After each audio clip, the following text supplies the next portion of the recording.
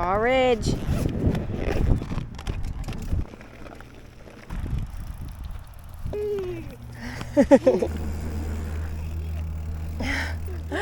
Hey!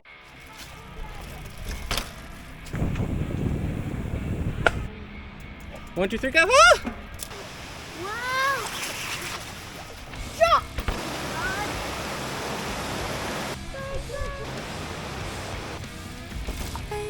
Good. Rick. Yeah, I'm good. You ready for this? Where are we going first? Joey's Trail to soccer, right? Today, the goal is to kind of hit some of our favorite beginner trails that we practiced from the start on. And the starter trail here, woo! Soccer's more intermediate, it's a blue, but we're kind of gonna get going on that and we're gonna move our way over into our green trails now. It's a great place to practice tech. It's kind of our intro to techie trails. If you know Haw Ridge, you know it's techie. Tons of rocks and roots. I enjoy it. I think it's a fun challenge. It's been raining a lot, so we haven't been out very much. Whew. Go. All right, go, go, go.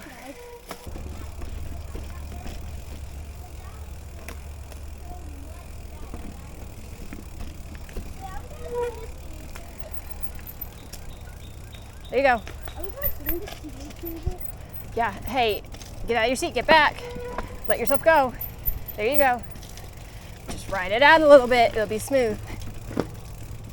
There you go. Get a little speed going into this. All right, skipping a little skittle. All right, you're good. There you go.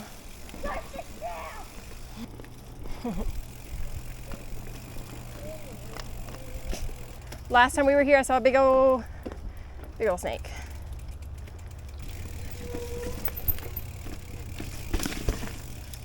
Ooh, a little muddy. Sometimes I have to let them get ahead of me so I don't run into them. I can get a little speed going into like a valley that goes back up. And here we go. All right, so that goes to washing machine, but we're gonna go to Old Edgemore, which is it's a fun green. That's the thing about the greens here is I feel like they are very like, still like challenging in their own way. They're not steep or anything, but it's something we can do with the kids. But we started on these trails. Ugh. And now when we go to other greens that aren't techie, we're like, this is a piece of cake. And we'll take turns being in the front. Brooks is starting out leading the way.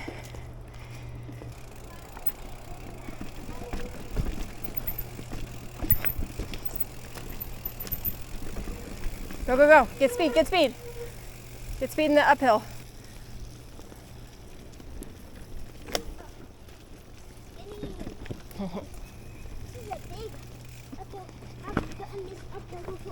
Yep, you got it, you got it, you got it. So close! Oh my. Like 50 feet old. Oh my goodness. How is it giant? It is a big climb. Okay, yep, left.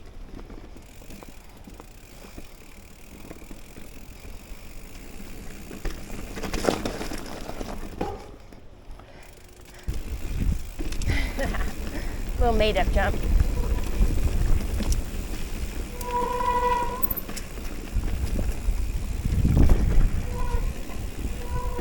Weaving in between.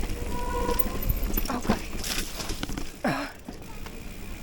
If you're wondering how to get into mountain biking and like how you find trails, Trail Forks is kind of the gold standard. It's what people use. I recommend it. We would get lost without it, especially in places like Haw Ridge. There's so many trails and so many like little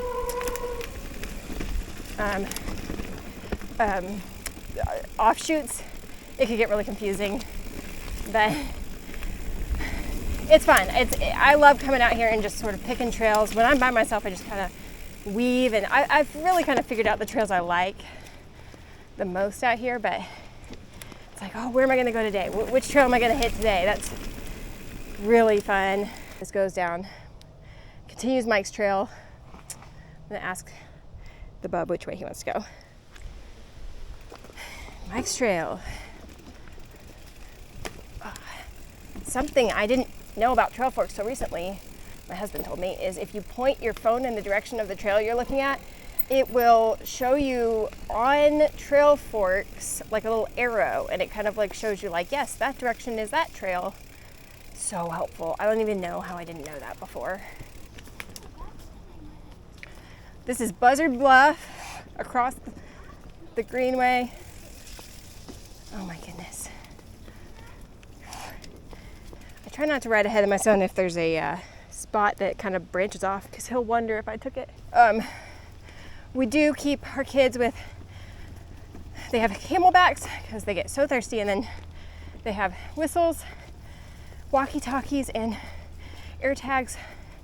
So we are trying to take all the precautions when we're out in the woods, just in case we got separated for some reason, but we're super careful to not ride ahead of them and let them get too far ahead. But it's, you know, in the woods, it's hard to hear.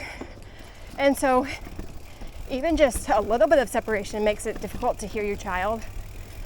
And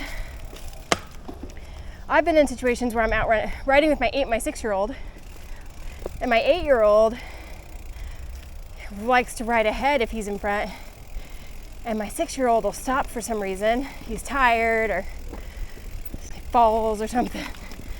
And then I'm left with trying to get my 8-year-old, yell ahead to my 8-year-old to get him to stop, because my 6-year-old won't budge. So we decided we needed some ways to keep track and contact our kids since they don't have cell phones.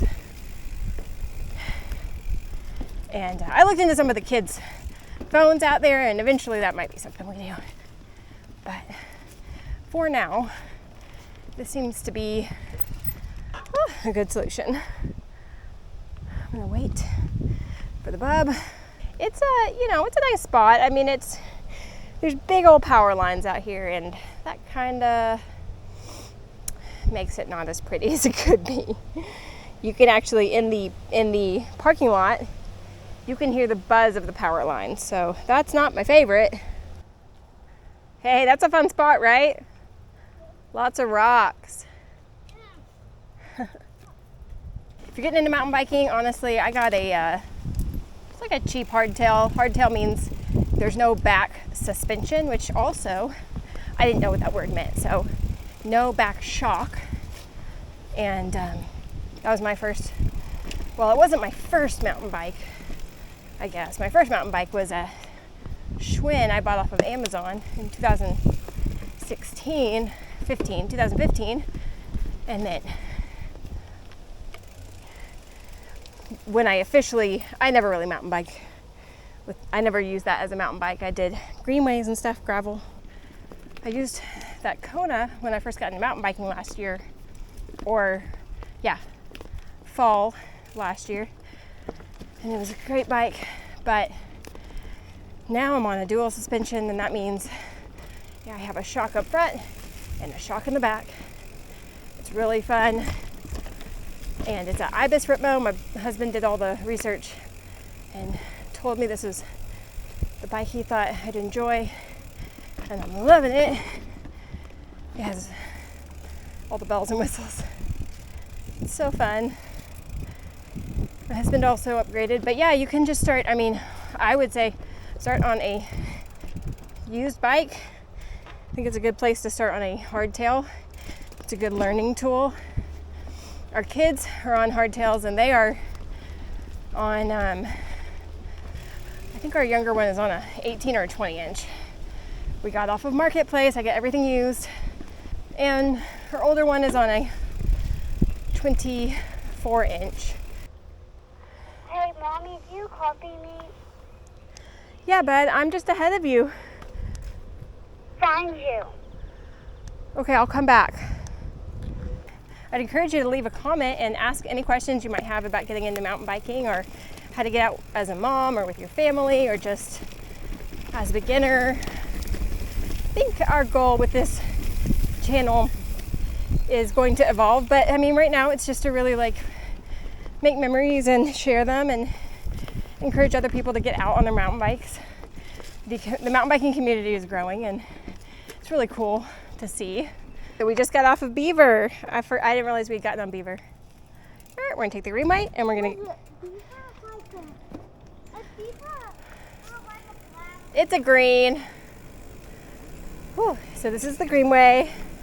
It's fun as well, but we're gonna go over. This is to Old Edgemoor, and this is not a greenway, so it's important to remember that. Make sure. I see cars just zoom around here. All right, go, buddy. You gotta be careful. Back on Old Edgemoor. And I think my goal with making these is just to kind of be more accessible. I think I see a lot of people posting on YouTube and they're professionals and they're really great and like it's super fun to watch. But sometimes it feels a little inaccessible. So it'll be fun to show our progression as a family, as mountain bikers, and show that you can get out and have a good time. All right, we're gonna take a right.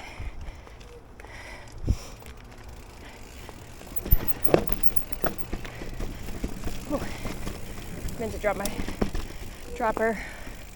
So we came through on this trail at the beginning. I unintentionally got my kids really bright helmets, but I'm so glad I did. They wear a lot of bright colors and it actually just really helps me to keep track of them. So something to think about, maybe not as aesthetic as a neutral, but bright colors help you find your kids at playgrounds. Whew. And in bike parks.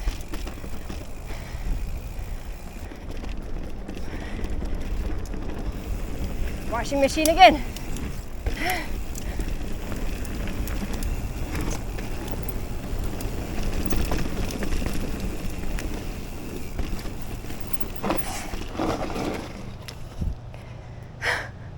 Stick in my helmet. Yeah, that was pretty fun. Yeah, the first time was still pretty good.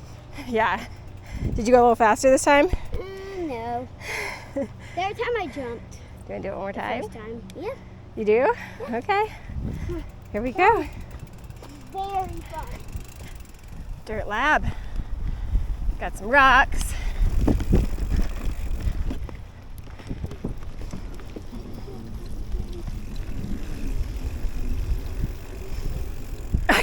I don't even know why I can't get around that first curve.